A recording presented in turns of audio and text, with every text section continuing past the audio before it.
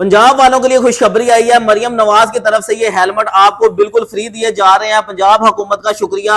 यहाँ पे ये हेलमेट जो मार्केट में 2-3 हजार रुपए का, भाई से पूछते हैं ये कितने का दे रहे हैं साबर भाई? ना 3000 का, ना 2500, ना 2000, ना 1000।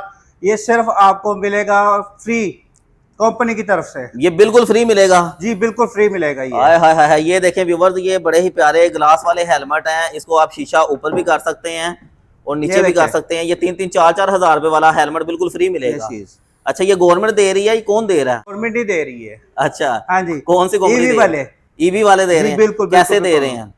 ये आप स्कूटी लेंगे, स्कूटी के साथ आपको ये फ्री मिलेगा। ये स्कूटी इलेक्ट्रिक स्कूटी जो बगैर पेट्रोल के और बगैर बिजली के चलती है, सोलर पे चार्ज की जा सकती है। यहाँ पे आप देखें काफी ज्यादा रश लग चुका है। और आप देखें यहाँ पे ये कोई भी बाइक अगर आप इनसे लेते हैं, ये कितने के दिनों की ऑफर है सर? ये लामहदूद तक का ही लामहदूद ऑफर है। तो इस नंबर पे एड्रेस पे राब्ता करें, धर्मपुरा मुस्तफाबाद में।